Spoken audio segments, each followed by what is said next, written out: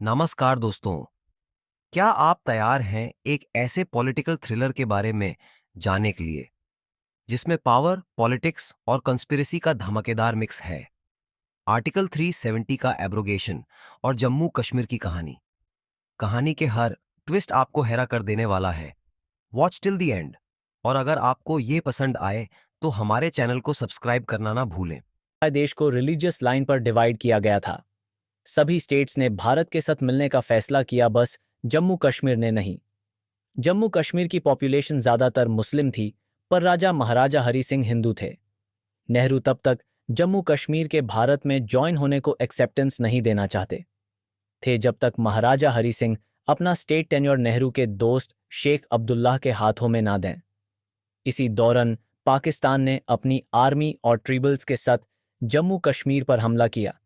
हरि सिंह ने नेहरू की कंडीशन मान ली। जब तक इंडियन आर्मी कश्मीर के प्यूर एरिया को कब्जे में ले पाती, भारत ने यूएन के सीजफायर प्रपोजल को मान लिया। इस तरह कश्मीर का एक तीसरा हिस्सा पाकिस्तान द्वारा गैर कानूनी कब्जे में आ गया। शेख अब्दुल्लाह ने जम्मू कश्मीर के लिए एक स्पेशल स्टेटस मांगा, क्योंकि यह देश का एक मतरा मुस्लिम मेजॉरिटी स्टेट था। यही आर्टिकल 370 था। जम्मू कश्मीर को अपना कॉन्स्टिट्यूशन मिला, अपना फ्लैग और अपना प्राइम मिनिस्टर भी। इसने 19 सदी के दायरे में सेपरेटिस्ट मूवमेंट को जन्म दिया। कश्मीरी हिंदुओं को मार दिया गया और उन्हें स्टेट छोड़ने पर मजबूर किया गया। 2005 में बुरहान वानी सेपरेटिस्ट मूवमेंट का फेस बन गया। जुलाई 2017 में जूनी हक्सर, जो जम्मू एंड कश्मीर में आईडी लॉ एनफोर्समेंट एजेंसी के साथ काम कर रही थी, खवार अली के लीडरशिप में उसको पता चला कि बुरहान वानी, जो एक टेररिस्ट और मुजाहिदीन मूवमेंट का लीडर था, कुछ दिनों में ईद के सेलिब्रेशन के लिए कोकेरनग आने वाला है। जूनी को पता था कि उसका कत्ल करना ऑर्गेनाइजेशन के लिए पहला झटका होगा और स्टेट में स्टेबिलिटी वापस ला सकता था।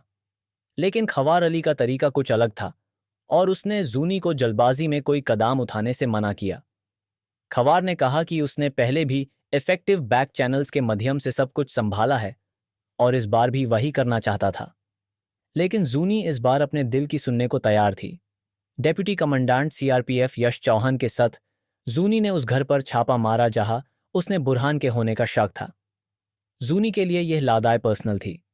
उसने चाहा कि जम्मू और कश्मीर में सिचुएशन सुधरे, लेकिन सोसाइटी के रेडिकल एलिमेंट्स और खवार अली जैसे लोग जो हमेशा पुराने तरीके अपनाते थे, सबसे बड़े रुकावट बन गए। बुरहान की मौत के कुछ दिन बाद ही सेपरेटिस्ट लीडर याकूब शेख और आईसी चीफ ने जाकिर नाइकू को टेररिस्ट ऑर्गेनाइजेशन का लीडर बना दिया। जाकिर ने एक प्रोवोकेटिव स्पीच दी और कश्मीर के गलत रास्ते पर चल पड़े यूथ स्ट्रीट्स पर उतर आए और कानून व्यवस्था बिगड़ने लगी। हर रोज स्ट्राइक होती, पत्थरबाजी होती और पाकिस्तान का नेशनल एंथम बजाया जाता, जो याकूब ने पहले से तैयार किया था। जूनी और उसकी टीम ने बुरहान को मार दिया, लेकिन उसके एफर्ट्स को अप्रिशिएट करने के बजाय उसे वापस दिल्ली भेज दिया गया, क्योंकि खवार नहीं चाहता था कि जम्मू एंड कश्मीर की नाजुक स्थिति और बिगड़े। कभी जूनी के पिता कबीर हक्सर को जम्मू और कश्मीर के सीएम जलाल ने एक बैंक स्कैम में फंसा दिया था। कबीर ने स्कैम का पर्दाफाश किया था और कुछ दिन बाद कबीर की लाश एक झील में मिली, जिसे सरकार ने सुसाइड अनाउंस कर दिया था। बृंदा कौल, जो एक प्रेस जर्नलिस्ट है और जम्मू एंड कश्मीर को कवर करती है, उसको पता था कि कुछ गड़बड़ चल रही थी। जनवरी 2017 में joint secretary PMO Rajeshwari Swaminathan ने पूर्व जम्मू एंड कश्मीर गवर्नर जगमोहन पटेल से आर्टिकल 370 के रिमूवल के बारे में सलाह ली। जगमोहन ने कहा कि आर्टिकल सिर्फ कॉन्स्टिट्यूएंट असेंबली के माध्यम से ही खत्म किया जा सकता था, जो अभी भी डिसॉल्व नहीं थी, और इसके पावर स्टेट असेंबली को ट्रांसफर नहीं हो सकते थे। लेकिन फिर भी कोई भी लोकल पॉलिटिकल पार्टी इसके रिमूवल को सपोर्ट नहीं करती। जम्मू एंड कश्मीर में स्थिति और बिगड़ने लगी। 7 साजान मारे गए और 27 लोग घायल हुए और सरकार के कंट्रोल से बाहर दिखा। तब मार्च 2008 में पीएमओ की जॉइंट सेक्रेटरी राजेश्वरी स्वामीनाथन ने जूनी हक्सर के साथ एक सीक्रेट ऑपरेशन चलाने की बात की। जूनी का मानना था कि जम्मू और कश्मीर में टेररिज्म एक बिजनेस बन चुका था। उसके हिसाब से सब पॉलिटिशियंस, बिजनेसमैन और ब्यूरोक्रेट्स इससे फायदा उठा रहे थे और आर्टिकल 370 ने पूरी जनता को हॉस्टेज बना दिया था। सब सबूत होने के बाद भी किसी टेररिस्ट को जेल नहीं भेजा गया। सेपरेटिस्ट्स पॉलिटिशियंस के बच्चे फॉरेन में पढ़ते थे और उन्हीं पोस्ट पर काम करते थे। कश्मीर को शांति के लिए सबसे हाईएस्ट सेंट्रल एड मिलती थी, पर शांति नहीं थी। लोकल लीडर्स बस दिखावा करते थे और शांति के विरोध में सब कुछ करते थे। जून 2008 में सेंट्रल गवर्नमेंट पार्टी ने जम्मू एंड कश्मीर के चीफ मिनिस्टर परवीना अंद्राबी की रूलिंग पार्टी से सपोर्ट वापस ले लिया। सरकार गिर गई क्योंकि यह अब मिनॉरिटी में थी और स्टेट में गवर्नर्स रूल एस्टैब्लिश कर दिया गया। इस तरह जूनी को किसी स्टेट गवर्नमेंट के रिस्ट्रिक्शंस के अंडर काम नहीं करना पड़ा। अब राजेश्वरी जूनी को एक्टिवेट करती है।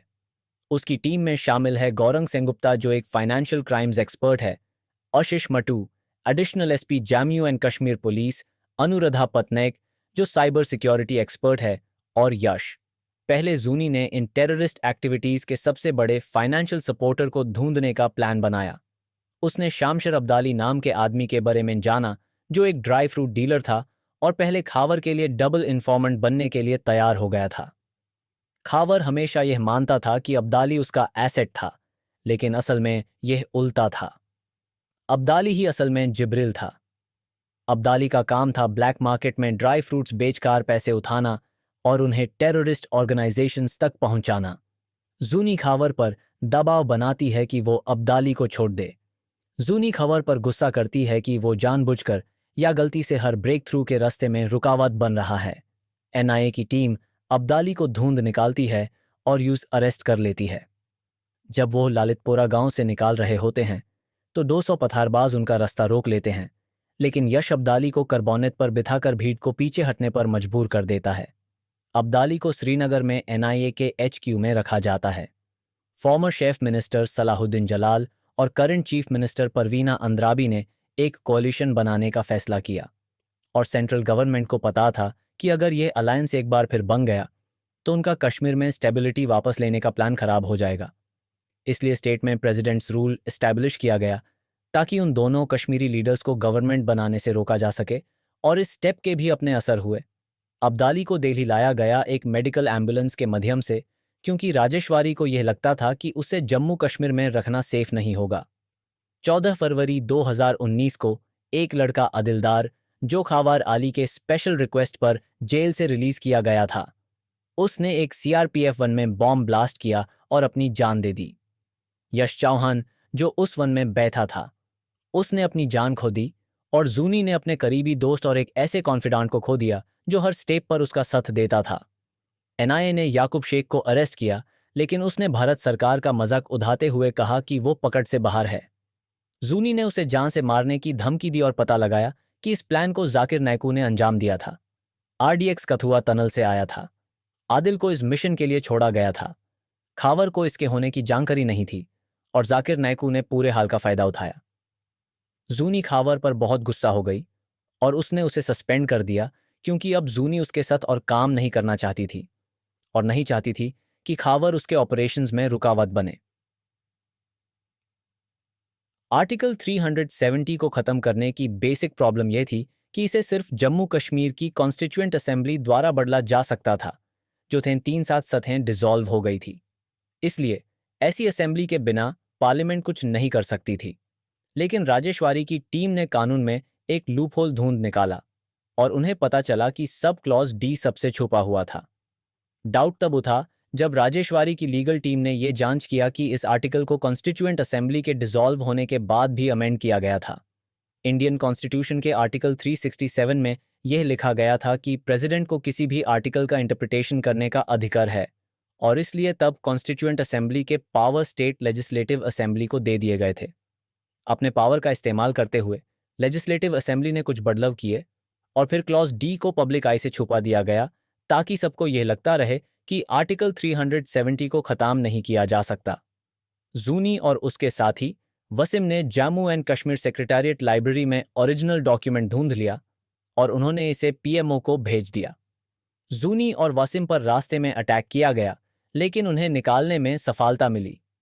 एक बुनियाद रखी गई थी और अब पीएम को सिर्फ यह शूर करना था कि आर्टिकल 370 को खत्म करने वाला बिल, जो जम्मू एंड कश्मीर को स्पेशल स्टेटस देता था, दोनों हाउसेज ऑफ पार्लियामेंट से पास हो जाए। जूनी 5 और 6 अगस्त 2019 को पीएम के एक्शन से आने वाले किसी भी सिक्योरिटी थ्रेट की जिम्मेदारी संभाल रही थी।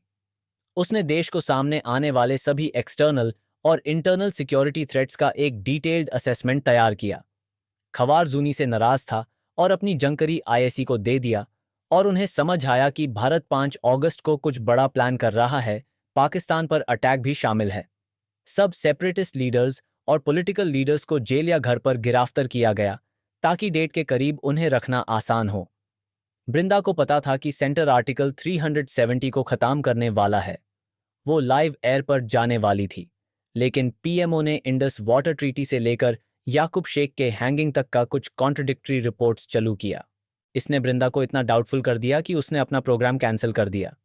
पीएम ने खुद अपने कॉन्वॉय को बिना खुद के आगे भेज दिया ताकि प्रेस को डिस्ट्रैक्ट किया जा सके और खुद अकेला चलते हुए प्रेसिडेंट के पास गया ताकि बिल पर सिग्नेचर करवा सके। आईएसआई को समझ आया कि खवार ने उन्हें झूठी जानकारी दी और उन्होंने नायकू को एक्टिवेट किया। जकीर नायकू का प्लान यह था कि पहले वो ये धरना देने वाले थे कि वो और उनकी ऑर्गेनाइजेशन जम्मू एंड कश्मीर के गवर्नर को मारने वाले हैं, लेकिन असल में उनका टारगेट एक्स सीएम जलाल था। वो ऐसा इसलिए करना चाहते थे ताकि जलाल की मौत का इल्ज़म सेंट्रल गवर्नमेंट पर डाल सकें और फिर ह्यूमन राइट्स कमीशन को इस डिबेट में खींच सकें और यूएस जैसी फॉरेन कंट्रीज को इंटरफियरेंस करने का मौका दे सकें। जूनी और उसकी टीम इससे अनजान थी, लेकिन जब वो गवर्नर के घर की तरफ जा रहे थे तब पहले जूनी को महसूस हुआ कि कुछ सही नहीं है। बहुत इंट्यूटिवली उसने अपनी टीम से कहा कि जलाल के घर जाकर उसकी सेफ्टी इंश्योर करें। यह एक बड़ा गैम्बल था और उसने यह जाना कि इसके रिजल्ट्स क्या हो सकते हैं। इस बीच होम मिनिस्टर पार्लियामेंट हाउस में बिल पास करवाने गए और उनका वहां पहले जाना काफी खास वजह से था, क्योंकि अगर वो Lok Sabha lower house of the parliament जाते तो वहां उनके पास मेजॉरिटी थी और वो आसानी से पास करवा सकते थे। सेंट्रल गवर्नमेंट नहीं चाहती थी कि ऑपोजिशन को तैयारी का मौका मिले और इसी वजह से एक शॉकिंग मूव में होम मिनिस्टर पहले पार्लियामेंट हाउस गए। जूनी ने नायकू को मार दिया और bill lower house of parliament में पास हो गया। आखिरकार 5 अगस्त 2019 को आर्टिकल 370 जो जम्मू कश्मीर को स्पेशल स्टेटस देता था हटा दिया गया। वादी में शांति वापस आई और वायलेंस के मामले बेहद कम हो गए। ये सेंट्रल गवर्नमेंट के लिए एक विक्ट्री थी क्योंकि उन्होंने अपने वादे को पूरा किया।